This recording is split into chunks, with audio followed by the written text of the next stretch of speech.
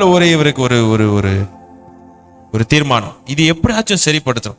So you are so determined, said I must do something with this big huge rock in the middle of the land அப்படின்னு சொல்லிட்டு நான் என்ன பண்ணாரு, குரோபா இருக்குல்ல, ஜேசிபின்னு வைத்துக்கும், எடுத்துட்டு அடியோட கீழே நோண்டி எப்படி எடுக்கணும் அப்படின்னு சொல்லிட்டு அவர் அப்படியாக எடுத்து தூக்கி வீசிட்டு அவருக்கு ஒரே ஒரு சந்தோஷம். என்னது?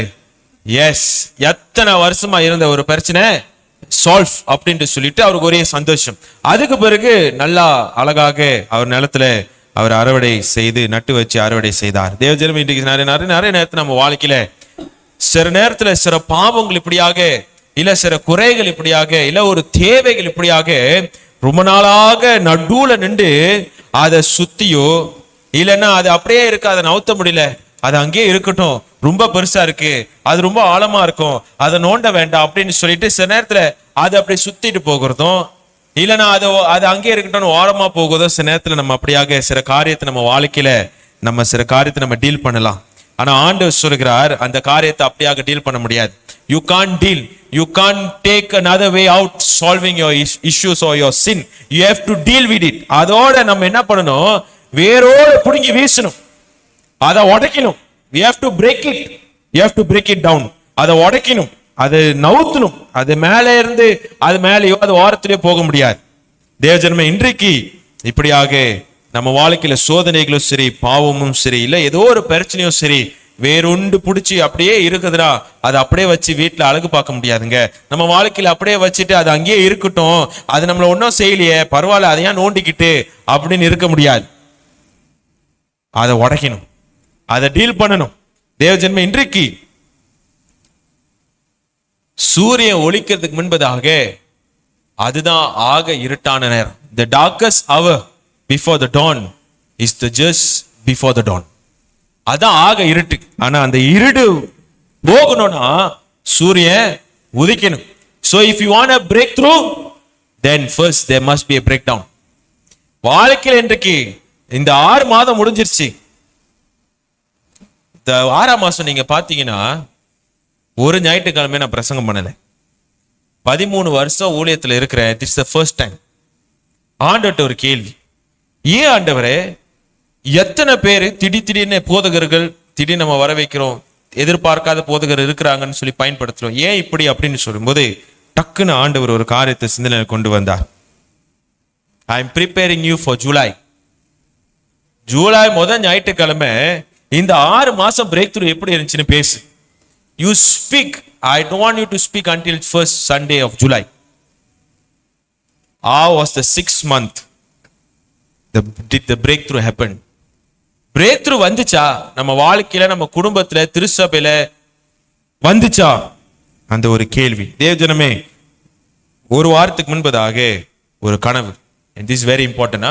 When a shepherd has a dream, I think the church should know, and it's very important. ஒரு வாரத்துக்கு முன்பதாக தூங்கி கொண்டு இருக்கும்போது, கண்டிப்பா தூங்கும்போது தானே கனவு வரும், தூங்கிட்டு இருக்கும்போது ஒரு கனவு. நம்ம சர்ச்சில் நான் வரேன், உள்ளார கனவுல உள்ளுக்கு வரேன், சர்ச் திறந்து இருக்கு. It looks like a Sunday service. ஒரு சண்டே ஆராதனை எப்படி நம்ம சர்ச்சுக்கு வரும்போது லைட்லாம் தட்டி எல்சிடி எல்லாம் தட்டி இருக்குதோ அந்த மாதிரி இருக்குது. ஆனா ஏறக்குறைய ஒரு 10 பேர் தான் உட்கார்ந்து இருக்கிறாங்க. There's only about 10 people seated in the church. எல்லாம் கோஷமா இருக்குது. டக்குன்னு அந்த கனவுலயே இங்க இருந்து இன்னொன்னு ஒரு சர்ச்சுக்கு போறேன். நம்ம மெதரிஸ்ட் சபை தான். நேத்து அந்த பாஸ்டரோட பேசினேன். பஸ் இந்த கனவு வந்துச்சு, நான் நாளைக்கு சர்ச்சில் சொல்ல போறேன், அதனால உங்ககிட்டயும் சொல்லிடுறேன். அங்க போறேன். அந்த சர்ச்சில் இப்ப சொன்னா எந்த சர்ச்சுன்னு கண்டுபிடிச்சிருக்கேன், நான் ஒன்னும் சொல்ல போறது இல்லை. அந்த சர்ச்சுக்கு போறேன். அங்கேயும் அதே மாதிரி தான் ஒரு 20 பேர் தான் உட்கார்ந்து இருக்கிறாங்க. எல்லாம் லைட் எல்லாம் தட்டி சர்வீஸ் எல்லாம் ஆரம்பிக்க ரெடியா இருக்குது. சர்ச்சில் ஆள் இல்லை. நான் ஆண்டுட்டு கேட்டேன், எந்திரிச்சோன்னே, ஆண்டவரே என்ன ஆண்டவரே இது என்ன அர்த்தம்? இந்த ஒரு வாரமா கேட்டதுக்கு அப்புறம் எனக்கு வந்து ஒரு பதில். சர்ச்சில் இருக்கோம், கிறிஸ்துக்குள்ளாக இருக்கிறோமா?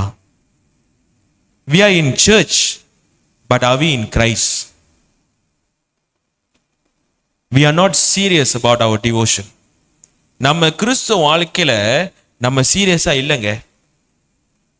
அதான் கடைசி காலம். அப்ப அந்த 10 பேர் தான் ரட்சிக்கப்பட போறாங்களா? சர்ச்சில் இருந்த 10 பேரு இப்ப மீதி நம்ம I think this very serious. இன்னும் வை? ஏன்னா அடுத்த ஒரு இன்சிடென்ட் நடந்துச்சு. வெள்ளிக்கிழமை நமக்கு எக்ஸ்டெண்டட் ப்ரேயர். ப்ரேயர் கேம்ப் போயிட்டு வந்து 2 வாரம் ஆகுது. போதகருக்கு அப்பதான் நியூஸ் வருது, டிஎம்சி இப்போ பத்தி ஒரு தரிசனம் சொன்னாங்க. சரி, யாரையும் பிளேம் பண்ண வேணாம். ஆனா அப்பதான் வருது. நினைக்கிறேன் ஆண்டவரே அது தாமதமா ஆக்கணும்னு தாமதம் ஆக்கி வச்சிருக்காரு நினைக்கிறேன். ஏன்னா அதுக்கப்புறம் கனவு வந்திருந்தா இதை கேட்டனால தான் பாஸ்டர் கனவு வந்திருக்குன்னு சொல்லியிருப்போம். அதையும் பாசிட்டிவா பார்ப்போம். டிஎம்சி ஈப்போக்காக அங்க ஒரு கூட்டம் ஜெபிச்சு கொண்டு இருக்கும்போது, ஐ மீன் பேரா டிஸ்ட்ரிக்டாக ஜெபிச்சிட்டு இருக்கும்போது, டிஎம்சி ஈப்போல ஒளி வந்து மங்கிக்கிட்டே போற மாதிரி இருக்குது அப்படின்ட்டு சொல்லி ஒரு தரிசனம் வந்திருக்கு. தேவஜனமே, இந்த ரெண்டையும் சேர்த்து வச்சு பார்க்கும்போது நம்ம வாழ்க்கை எப்படி இருக்குன்னு சொல்லி கொஞ்சம் யோசிக்கணும். நம்ம கிறிஸ்துவ வாழ்க்கை எப்படி இருக்குது? How is our Christian life? How is our Christian devotion? I think it's very important. இது ரொம்ப சீரியஸான ஒரு காரியம். இன்னும் நம்ம கிறிஸ்துவ வாழ்க்கை நம்ம எப்படி வாழ்ந்து கொண்டிருக்கிறோம்? ஆவிக்குரிய வாழ்க்கை இன்னைக்கு எப்படி இருக்குது? யோசித்து பார்க்க வேண்டும். I think we have to be very very important. I think we have to think about it seriously. தேவஜனமே, we need a breakthrough. ஆனா அந்த பிரேக் த்ரூ முன்பதாக நம்ம வாழ்க்கையில என்னத்தெல்லாம் பிரேக் டவுன் பண்ணணும்னு சொல்லி நம்ம அறிந்திருக்கணும். அப்பதான் அந்த பிரேக் த்ரூ வரும். First we must know what should break down in our life or in our church or in our family for the breakthrough to happen. இரண்டாவது வசனத்தை வாசிங்க. என் சகோதரரில் ஒருவனாகிய அனானியும் வேறே சில மனுஷரும் யூதாவிலிருந்து வந்தார்கள். அவர்களிடத்தில் நான் சிறையிருப்பில் மீண்டு தப்பின யூதரின் செய்தியையும் எருசலேமின் செய்தியையும் விசாரித்தேன். ஆமென். நெகேமியா எந்த காலகட்டம் இருக்கிறார் என்று சொல்லி நம்ம அறிந்திருக்கணும். We must know first of all in what time period Nehemiah is alive. எந்த காலகட்டத்தில் இருக்கிறார்? ஏறக்குறைய 70 வருஷம் இஸ்ரவேல் ஜனங்கள் இப்படியாக பிடிக்கப்பட்டு சென்றிருக்கிறார்கள். 70 வருஷம் ஆயிடுச்சு. It's more than 70 years now after the exile. பிடிக்கப்பட்டு போயிட்டார்கள். அப்போ நெகேமியா வந்து அதுக்கப்புறம் இருக்கிறார். பிடிக்கப்பட்டு போனதுக்கு பிறகு அவர் இருக்கிறார். Nehemiah lived during the time period of the Israelites are returning from exile. பல தீர்க்கதரிசி எல்லா தீர்க்கதரிசனம் முடிஞ்சதுக்கு பிறகுதான் நெகேமியா இருக்கிறார். அப்பனா நம்ம பைபிள்ல பின்னாடி இருக்கிற மலாக்கி சரி, எரேமியா சரி, கொஞ்சம் சின்னதா இருக்குதா? எல்லா தீர்க்கதரிசியும் இங்க இருக்கிறாங்க. நெகேமியா இங்க இருக்கிறாரு. எல்லாம் முடிஞ்சிருச்சு. எல்லா தீர்க்கதரிசியும் முடிஞ்சிருச்சு. திருந்துங்க திருந்துங்க திருந்துங்க, இல்லைன்னா நீங்க பிடிக்கப்பட்டு போயிருங்கன்னு எல்லாம் சொல்லிட்டு போயிட்டாங்க. நம்ம பைபிள்ல நெகேமியா முன்னுக்கு இருக்கிறதுனால நெகேமியா தான் இருந்தாருன்னு அர்த்தம் கிடையாது. Our scripture is not listed chronologically. வருஷத்தை வச்சு அடுக்கப்படல. நெகேமியா பின்னாடி வராரு. நெகேமியா, எஸ்ரா, எஸ்தர், நான் இருக்கிறேன், ஜக்கரியா இருக்கிறாரு, மலாக்கி மட்டும் பின்னாடி இருக்கிறாங்க. மற்றவங்களாம் முன்னாடி முடிஞ்சிருச்சு. All minor 10 minor prophets and other 4 major prophets all were before Nehemiah. எல்லா தீர்க்க தரிசன வார்த்தைகளும் வந்துருச்சு. குறிப்பா எரேமியா 29வது அதிகாரத்துல நம்ம வாசிக்கிறோம். எரேமியா சொல்றாரு, மனம் திரும்பலனா 70 வருஷம் பேருவீங்கன்னு. எல்லா தீர்க்க தரிசன வார்த்தை வந்ததுக்கு பிறகுதான் நெகேமியா வராரு. அப்பனா அந்த ஜனங்கள் எல்லாத்தையும் கேட்டுட்டாங்க. எல்லாத்தையும் தெரிஞ்சு எல்லா தீர்க்க தரிசன வார்த்தைகளும் கேட்டும் திருந்தாம பிடிக்கப்பட்டு போயிட்டு இப்ப நெகேமியா அந்த காலகட்டத்தில் தான் வாழ்ந்துட்டு இருக்கிறார். இப்ப கேள்வி என்னன்னா, the question we need to answer now is why the breakdown happened before Nehemiah's time. இப்போ இந்த நெகேமியா இருக்கிற காலகட்டத்துக்கு முன்பதாக, ஏன்னா நெகேமியா வந்து ஒரு பிரேக் த்ரூன்னு சொல்லலாம். இல்லாத ஒரு சுவரை கட்டுறாங்க, ஆவிக்குரிய பிரேக் த்ரூ எல்லாம் வருது. ஆனா நானும் நீங்களும் முதலாவது அறிந்திருக்கணும், ஏன் இவர்கள் முதலாவது அந்த பிரேக் டவுன் நடந்துச்சு. why they were in the exile, why they went into exile, எதனால பிடிக்கப்பட்டு போனாங்க, அதை அறிந்திருந்தாதான் இன்னைக்கு நம்ம வாழ்க்கையில ஏன் பிரேக் த்ரூ வேணும்னு சொல்லி நம்ம அறிந்திருக்க முடியும். First of all, we must know that we have something that we need to break down in our life. ஏன்னா இன்னைக்கு நிறைய நேரத்துல நான் என்ன தப்பு பண்ணேன், எனக்கு ஒண்ணும் இல்லையே. அப்ப 10 பேர் தான் சர்ச்சில் உட்கார்ந்து இருக்காங்கன்னா அப்ப மீதி நம்ம எல்லாம் என்ன பண்ணிட்டு இருக்கிறோம்?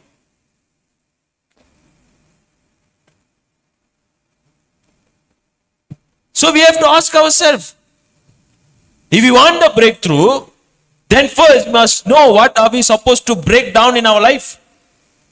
அப்ப இங்க என்ன நடக்குது நேமியா வாழ்க்கையில? முதலாவது first breakdown should be the reason for the breakdown was spiritual breakdown. ஆவிக்குரிய வாழ்க்கையில எல்லாம் உடைஞ்சு போயிருந்தாங்க. அதுதான் பிரச்சனை. That was the issue. That was the problem. யாத்ராகமம் 19வது அதிகாரம் வசனம் 6 வாசிங்க. Exodus chapter 19 verse 6. நீங்கள் எனக்கு ஆசாரிய ராஜ்யமும் பரிசுத்த ஜாதியுமாய் இருப்பீர்கள் என்று நீ இஸ்ரவேல் புத்திரரோடே சொல்ல வேண்டிய வார்த்தைகள் என்றார். ஆமென். பாருங்க, மோசஸ் கிட்ட ஆண்டவர் என்ன சொல்றாருன்னா, இஸ்ரவேல் ஜனங்கள் யாரா இருக்கணுமா? You will be for me a kingdom of priests. Tamil எப்படி போட்டுருந்துச்சு? ஆசாரியர் ராஜ்யமாக இருக்க வேண்டும். ஒரு ஆசாரியர் இல்லனா மகா ஆசாரியர் ஒரு ஆள் ஆரோனை தேர்ந்தெடுத்திருக்கலாம். ஆனா ஒரு தேசமே ஆண்டவருக்கு எப்படி இருந்திருக்கணுமா? ஆசாரியரா இருந்திருக்கணும். அதுக்கு பிறகு எப்படி இருந்திருக்கணும்? பரிசுத்தமா இருந்திருக்கணும். God has a specific reason why he chose Israel to be a holy nation. ஆண்டோட நாமத்தை அவர்கள் சுமக்க வேண்டும். அதனால எசேக்கியேல் தீர்க்கதரிசி புத்தகத்தை நம்ம வாசிச்சோம்னா 36வது அதிகாரத்துல ஆண்டு சொல்றாரு, நீங்க எங்கெல்லாம் போனீங்களோ என் நாமம் தூசிக்கப்பட்டது. My name was profaned wherever you went. ஏன்னா அழிக்கப்பட்டது எதுக்கு? என்ன ராஜ்யம்? ஆசாரிய ராஜ்யமாகவும் பரிசுத்தமான தேசமாக இருக்க வேண்டும் அப்படின்னு சொல்லிதான் இவர்கள் அழிக்கப்பட்டார்கள். ஆனா என்ன நடந்துச்சு? எப்படி வாழ்ந்தார்கள்? நேமியா வேற எங்கேயுமே போக வேண்டாம். நேமியா புஸ்தகத்துல இருந்து நம்ம பார்ப்போம் என்ன நடந்துச்சு. 7வது 8வது வசனத்தை வாசிங்க. 7 and 8. நாங்கள் உமக்கு முன்பாக மிகவும் கெட்டவர்களாய் நடந்தோம். மிகவும் கெட்டவர்களாக நடந்தோம். ஆண்டவர் எப்படி வாழ சொன்னாரு? பரிசுத்தமா வாழ சொன்னாரு. நாங்க மிக கெட்டவர்களாக வாழ்ந்தோம். அப்புறம் நீர் உம்முடைய தாசனாகிய மோசேக்கு கற்பித்த கற்பனைகளையும் கட்டளைகளையும் நியாயங்களையும் கை கொள்ளாதே போனோம். கை கொள்ளாமல் போனோம். அடுத்தது, நீங்கள் கட்டளையை மீறினால் நான் உங்களை ஜாதிகளுக்குள்ளே சிதறடிப்பேன் என்றும். அவ்வளவுதான் பாஸ்டர். தொடர்ந்து வாசிங்க. நீங்கள் என்னிடத்தில் திரும்பி என் கற்பனைகளை கை கொண்டு அவைகளை பின்னாடி பேர்ச்சி பரவாயில்ல. I'll stick with English. If you are unfaithful, ஆண்டவருக்கு உண்மை இல்லாமல் போனா சிதறடிக்கப்படுவோம். இப்ப சிதறடிக்க தானே இருக்காங்க 70 வருஷம்.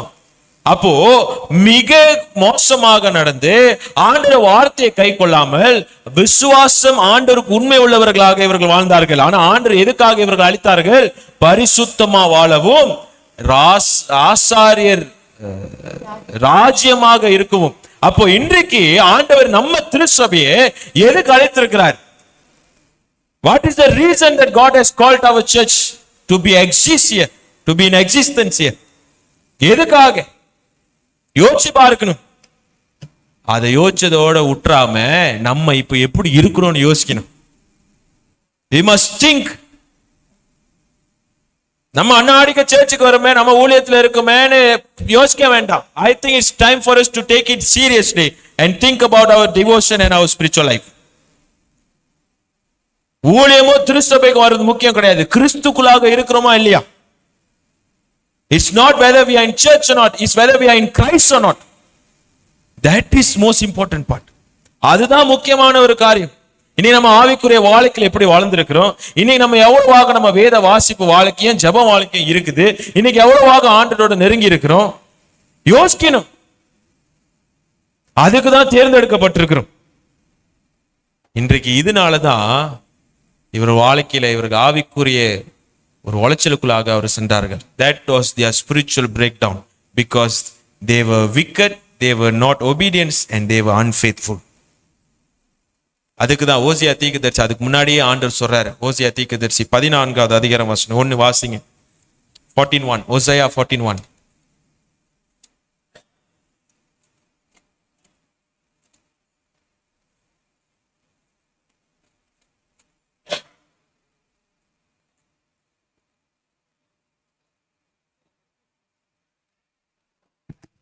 14:1 இஸ்ரவேலே, உன் தேவனாகிய கர்த்தரிடத்தில் திரும்பு, நீ உன் அக்கிரமத்தினால் விழுந்தாய். Your sin has been your downfall. That is your breakdown. அங்கதான் ஓடிது பாவம். ஆவிக்குரிய வாழ்க்கையில வளர முடியாம பாவம் உனக்கு பிரச்சனையாக இருக்குது. தேவஜனமே, இன்றைக்கு நம்ம வாழ்க்கையில in our life, our sins and our wavering devotion to God is our spiritual breakdown. இனி நம்ம வாழ்க்கையில நம்ம செய்கிற பாவங்கள், ஆண்டவருக்கு விருப்பம் இல்லாத காரியங்கள், அக்கிரமமான காரியங்கள், இன்னைக்கு ஆண்டவர் நம்ம கிறிஸ்துவ வாழ்க்கையில ஆண்டவருக்கு கொடுக்க வேண்டிய நேரத்தையும் கனத்தையும் கொடுக்காமல் இருக்கிறது தான் இன்னைக்கு நம்ம வாழ்க்கையில இருக்கிற ஆவிக்குரிய பிரச்சனை. நேமியாவும் அதே தான் சொல்றாரு. பொதுவா நம்ம நேமியா என்று சொல்லும் போது நேமியா செவரை கட்டினாரு என்று சொல்லி பார்க்கணும். It was not just the wall, he was building the spiritual wall. ஆவிக்குரிய செவரை கட்டினாரு. It was not just physical, but it was spiritual. பாதியிலே செவரை கட்டி முடிச்சிருவாங்க. மீதி இருக்கிற புஸ்தகம் என்னத்தை குறித்து பேசும்? ஆவிக்குரிய வாழ்க்கையை குறித்து பேசும். Nehemiah built even before half of the book. He already built the wall. The wall was not the issue. It was the spiritual wall that was the issue. ஆவிக்குரிய வாழ்க்கையில குறைபட்டு போறனால தான் பிரச்சனை வருகிறது. நேமியா 9வது அதிகாரம் வசனம் 3 வாசிங்க.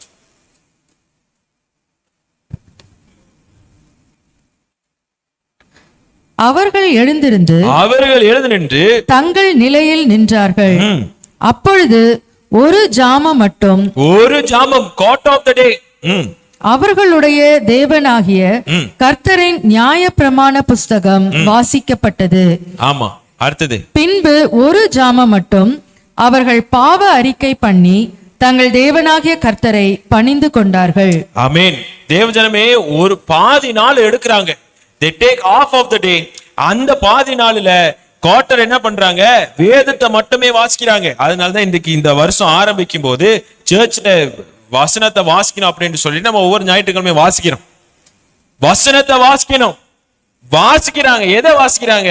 நம்ம இன்னைக்கு லேவியராகமோ உபாகம புஸ்தகம் வாசிக்க கஷ்டமா இருக்கு. என்ன ஆண்டவரே எழுதி இருக்குன்னு நம்ம புதிய ஏற்பாடை மட்டும் வாசிக்கிறோம், இல்ல சங்கீதத்தை வாசிச்சுட்டு ஆண்டவர் நல்லா பேசி இருக்கிறார் அப்படின்னு சொல்லி முடிச்சிடறோம். They were reading the book of the law. They were reading Leviticus. They were reading Deuteronomy. அதை உட்கார்ந்து வாசிச்சுட்டு இருக்கிறாங்க. எல்லாரும் சேர்ந்து வாசிக்கிறாங்க. இன்னொன்னு ஒரு பாதி நேரம் குவார்டர் என்ன பண்றாங்க? பாவத்தை அறிக்கையிட்டு ஆண்டவரை ஆராதித்து கொண்டிருக்கிறார்கள். தேவஜனம், இன்னைக்கு நம்ம திருச்சபையாக வந்து ஆண்டவர் வசனத்தை வாசித்து எப்பங்க துதித்து ஆராதித்தோம்? எக்ஸ்டெண்டட் பிரேயர் வைக்கிறோம், 20 பேர் வரும். பைபிள் ஸ்டடி வைக்கிறோம், 20 பேர் வரும். அதுவும் ஆளு குறைவா இருந்தா அதுக்கும் நான் தான் பாட்டு வாங்குறதா இருக்குது. எங்க என்ன செய்யறோம்? வசனத்துக்கு எவ்வளவு மதிப்பு கொடுக்கிறோம்? ஜபத்துக்கு எவ்வளவு மதிப்பு கொடுக்கிறோம்? அதனால்தான் ஆண்டவர் தரிசனத்தை காட்டுறாரு. நான் உண்மையா பாக்குறது 10 பேர் தான் அவங்க சர்ச்சில், மீதி வர்றவங்கள எனக்கு தெரியல கணக்குல.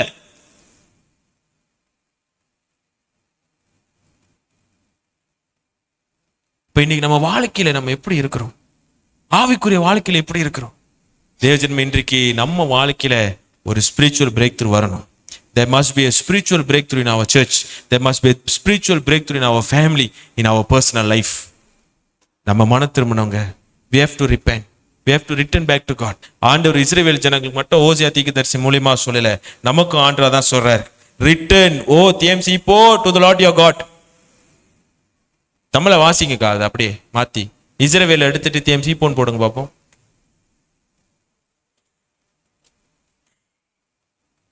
TMC இப்போ உன் தேவனாகிய கர்த்தரிடத்தில் திரும்புவோம். தொடர்ந்து வாசிங்க. நீ உன் அக்கிரமத்தினால் விழுந்தாய். தேவஜன்மே, I think it's time for us to return. நீங்க நம்ப மாட்டீங்க, 7 திருச்சபைக்கு வெளிப்படுத்தின சுவிசேஷத்துல ஆண்டவர் ஒரு திருச்சபைக்கு என்ன தெரியுமா சொல்றாரு? Recall from where you have fallen. யோசித்து பார், நீ எங்க இருந்து விழுந்திருக்கிறேன்னு ஆண்டவர் கேட்கிறார். ஒரு திருச்சபையை பார்த்து நினைக்கிறேன் ஆண்டவர் இன்னைக்கு நம்ம திருச்சபை பார்த்து அதே தான் சொல்றாரு. 130 வருஷம் ஆயிடுச்சு, ஆனா நீ எங்க இருந்து எங்க விழுந்திருக்கிற ஆவிக்குரிய வாழ்க்கையில நீ பாருன்னு ஆண்டவர் கேட்கிறார். தேவஜனமே, யோசிக்க வேண்டும். I think it's very serious for us to think about this. நீ நம்ம குடும்பம் இருக்கிற ஆவிக்குரிய செவுரு எப்படி இருக்குது? How's our spiritual wall of our family in our church? உடைஞ்சிருக்குங்க, உடைஞ்சிருக்கு. It is broken. அதான் ஆண்டவர் சொல்ல வராரு, உடைஞ்சிருக்குது. ஒன்னு இல்ல, ரெண்டு இடத்துல ஆண்டவர் ஒன்னு என்கிட்ட நேரா சொல்லிட்டாரு, ஒன்னு அங்க ஜெபிக்கும் போது. எதுக்கு அங்க ஆண்டவர் சொல்லணும்? ஏன்னா நம்ம மாறணும். நினிவேக்கு இதே செய்தி தான் யோனா போய் சொன்னாரு. என்ன மாதிரி இந்த மாதிரி அரை மணி நேரம் உட்காந்து பேச கிடையாது. Jonah preached away. The smallest sermon ever preached is Jonah's sermon. Repent, destruction coming. 5 வார்த்தை தான். நினிவே மக்களே மனம் திரும்பினாங்க. இன்னைக்கு நம்ம மனம் திரும்பல, நானும் நீங்க தான் கடந்து போகணும். தேவஜனமே, இன்னைக்கு திருசபையாக குடும்பமாக உடஞ்சி இருக்கிற ஆவிக்குரிய செவரை கட்டுவோம். குடும்பத்துல உறவுகளை சரிப்படுத்துங்க. கணவர் மனைவி பிள்ளைகள் பெற்றோர்கள் உறவுகளை சரிப்படுத்துங்க. Please settle your family issues, your family relationship, settle everything. எங்கெல்லாம் உடஞ்சி இருக்குது ஆவிக்குரிய செவரு எல்லாத்தையும் சரிப்படுத்துங்க, எல்லாத்தையும் சரியாக்குங்க. Go and settle it. Settle your relationship. எங்க உடஞ்சிருக்கு, எங்க குறை இருக்கு பார்த்து எல்லாத்தையும் சரிப்படுத்துங்க. தேவஜனமே, இது முதல் தடவை இல்லைங்க. நான் திரும்பி சொல்லுகிறேன் இன்னொன்னு ஒரு காரியம். போன வருஷம் 2 தடவை 2 பேருக்கு வித்தியாசமான நேரம் நம்ம திருச்சபை ஜனங்கள் ஜெபிக்கும் போது வந்து என்கிட்ட சொன்னது, பாஸ்டர் சர்ச் எல்லாம் உடஞ்சி போறதை நாங்க பார்த்தோம்னு சொல்லி. யார்ட்டையும் நான் சொல்லல, ஐ kept to my own personal prayer.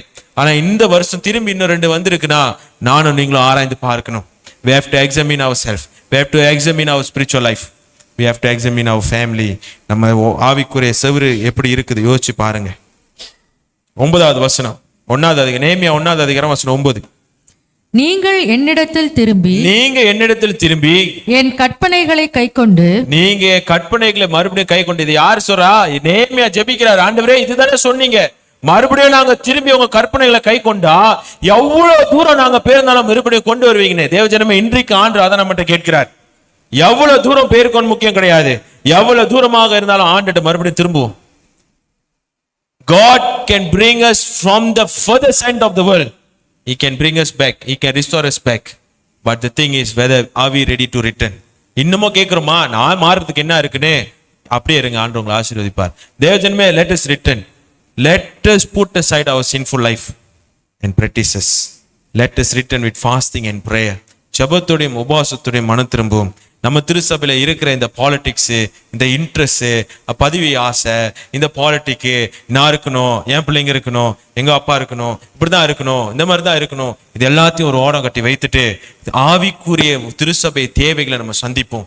அதை பார்ப்போம். சர்ச்சில் பஸ்ட் என்ன ஊழியம் செய்யணும், என்ன ஊழியத்துல தேவை இருக்கு, நான் எங்க ஜெபிக்கலாம், நான் என்னத்துக்காக ஜெபிப்போம். யாராச்சும் வந்து என்கிட்ட கேட்டிருந்தாலும் சந்தோஷம் போட்டிருப்பேன். யாரும் கேட்கலையே, கேட்கிறவங்களே தான் கேட்டுட்டு இருக்கிறாங்க. புதுசா யாரும் வந்து கேட்கலையே. பஸ் இங்க ஊழியம் இப்படி செய்யலாம், பஸ் இந்த மாதிரி ஊழியம் செய்யலாம், பஸ் நமக்கு இன்னொன்னு ஒரு வெளிப்புற ஊழியத்தை நம்ம யோசிக்கிறோமா, நமக்கு இடம் இருக்கா, யாராச்சும் கேட்கிறோமா? பஸ்டர் அவங்க செஞ்சிட்டு இருக்கிறாங்க, அவங்களுக்கு ஊழியம் இருக்கு, அவங்க பார்த்துக்கிட்டு மாறணுங்க. Everything need to change. Everything need to change. மாறணும், மாறுவோம். ஆண்டவர் நிச்சயமாக ஆசீர்வதிப்பார். குடும்பமாக சேர்வோம், கை கோத்து நிற்போம்.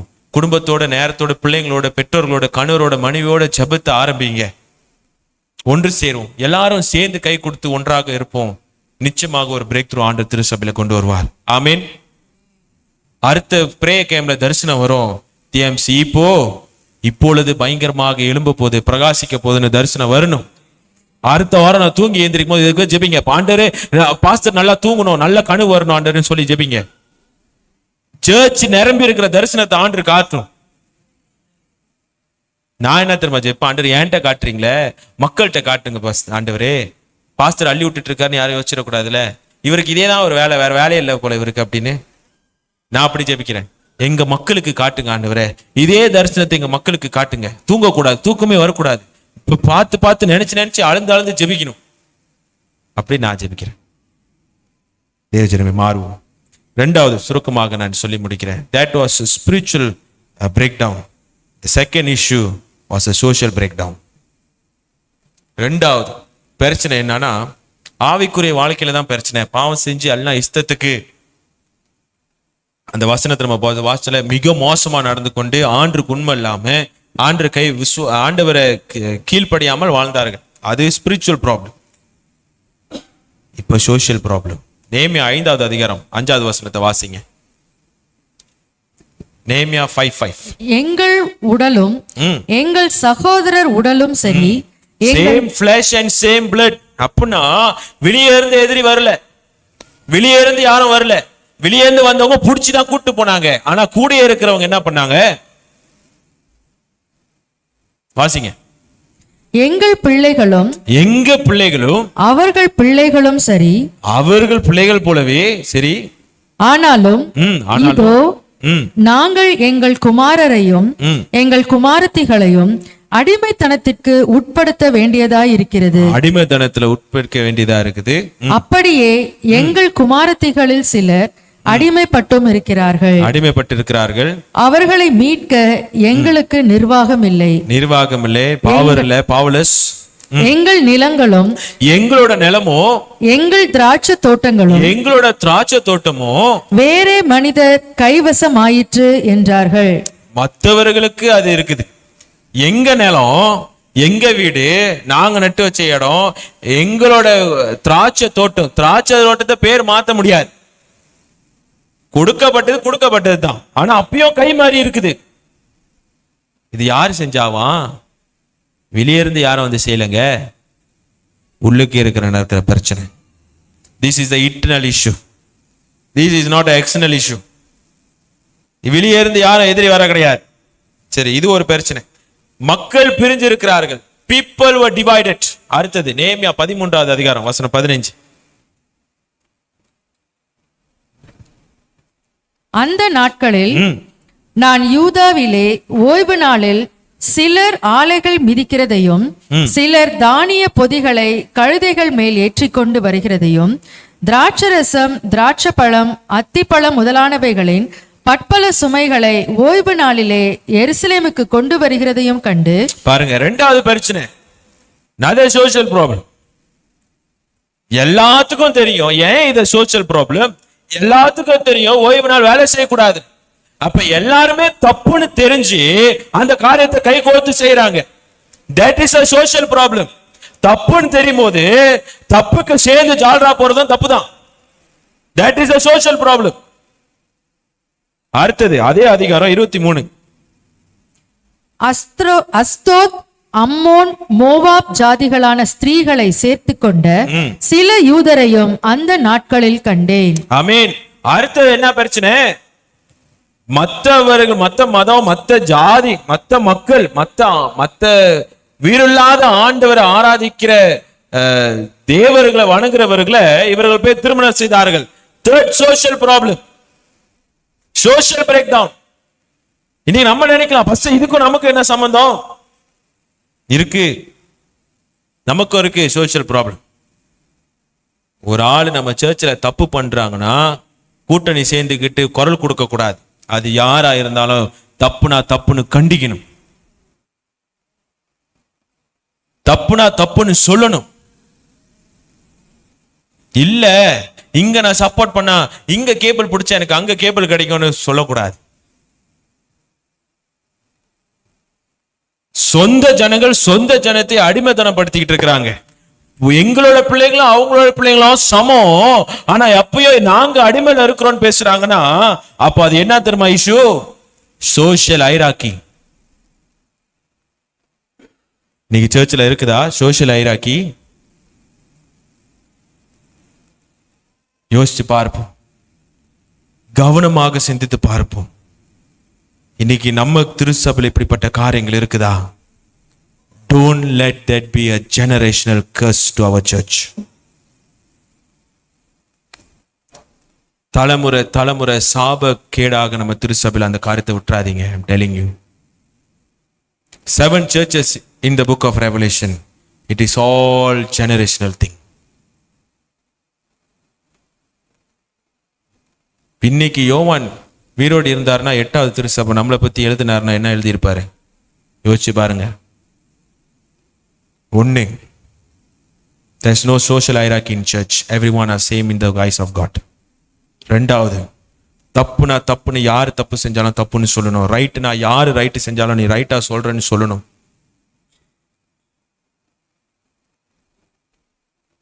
மூன்றாவது, அடுத்த சோஷியல் இஷ்யூ, மற்ற மதத்தோட பிணைக்கப்படாதீங்க. நோ இன்டர்மேரேஜ்.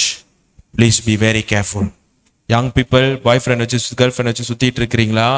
ஆண்டு அறியாதவங்களை கூட கவனமா இருங்க. Be very careful. ஆண்டவர் சிறுவர்களுக்கு கிருபை அளிப்பார், அவர்கள் ரட்சிப்புகளாக கொண்டு வருவார். அது எல்லாத்துக்கும் நடக்காது. நடந்தவர்களுக்கு ஆண்டுக்கு நன்றி சொல்லுங்க. அவங்க நடிச்சு எனக்கும் நடக்குமே, போய் காலை விடு. B very careful. கவனமாக இருங்க தேவஜனமே. இன்றைக்கு நமக்கு அந்த பிரேக் டவுன் நம்ம சர்ச்சில் இருக்குன்னா we need to break through from that. யோசித்து பார்ப்போம். No one looking down on another. வேற ஆளை கீழ்தனமா பார்க்கறது திருசபை கிடையாதுங்க.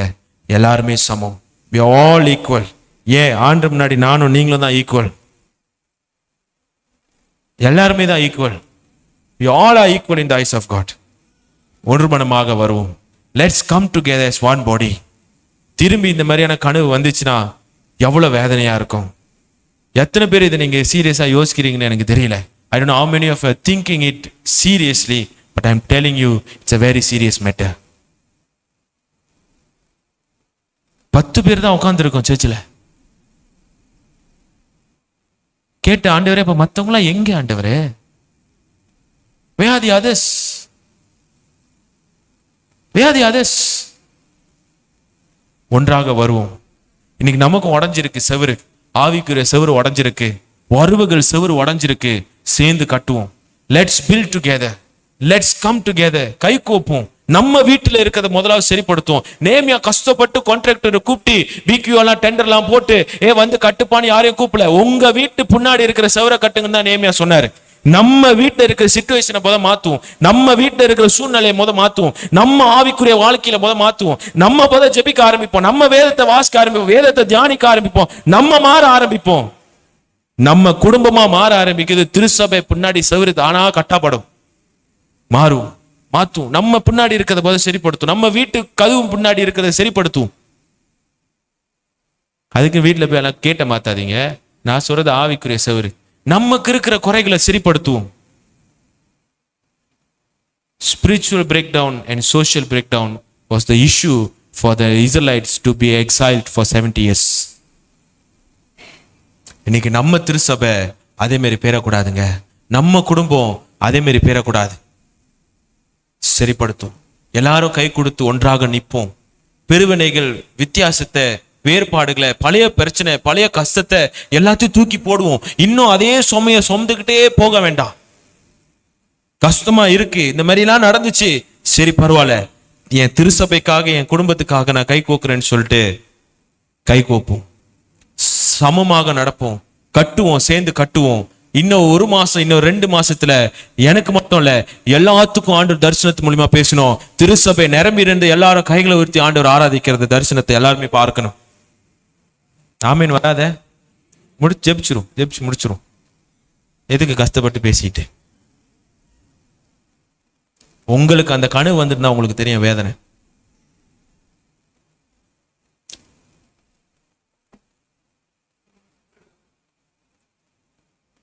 கை கோர்த்து திருச்சபையாக எழும்புவோம். ஒரு பிரேக் த்ரூ வரணும்னா நம்ம வாழ்க்கையில் என்னெல்லாம் பிரேக் டவுனா இருக்குது அதை எல்லாத்தையும் சரிப்படுத்தும். ஆவிக்குரிய காரியம், நம்ம குடும்பத்தில் இருக்கிற காரியம், தனிப்பட்ட முறையில் நமக்கு இருக்கிற பிரச்சனை, நமக்கு இருக்கிற சில பழக்க வழக்கம் நமக்கு நல்லா தெரியும். இது என் வாழ்க்கையில இருக்கக்கூடாதுன்னு அது இன்னும் செய்யறோமா, அதை வேரோட புடுங்கி பீசுவோம். என் குடும்பத்துல இதான் பிரச்சனைன்னு தெரியுது, அந்த பிரச்சனையை சரிப்படுத்துவோம். திருச்சபையில இதான் பிரச்சனைன்னு தெரியுது, அதை சரிப்படுத்துவோம்.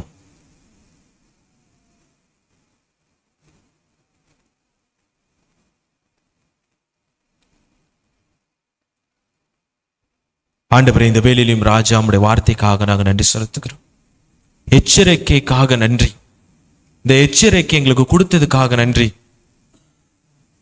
மேப்பன் என்று சொல்லி என்கிட்ட நீங்க பேசின காரியமும் சரி, ஆண்டவரே, ஜெப முகாம்ல நீர் பேசின காரியத்துக்காகவும் நாங்கள் நன்றி செலுத்துகிறோம். எச்சரிக்கை கொடுத்திருக்கிறீர் ஆண்டவரே. ஆண்டவரே, நாங்கள் இலக்காரமா இருந்துடக்கூடாது. God, we don't want to take it for granted, Father. Thank you for telling us. Thank you for instructing us. Thank you for revealing it to us. இலக்காரமா இருந்துடக்கூடாது ஆண்டவரே. ஆமா ஆண்டவரே, எங்களுக்கு நிறைய பிரச்சனைகள் இருக்குது, நிறைய வாக்குவாதங்கள், பிரிவினைகள், குறைகள் இருக்குது ஆண்டவரே. எல்லாத்தையும் ஓரம் வைக்கிறோம் ஆண்டவரே. கை கோக்குறோம், ஒன்றாக வருவோம். ஜபிப்பதுக்கும் வேத வாசிப்புக்கும் ஒன்றாக வருகிறோம் ஆண்டவரே.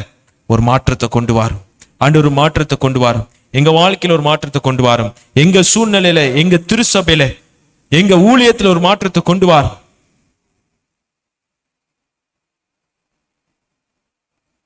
God, we want to see a breakthrough, Father. God, we want to see a breakthrough.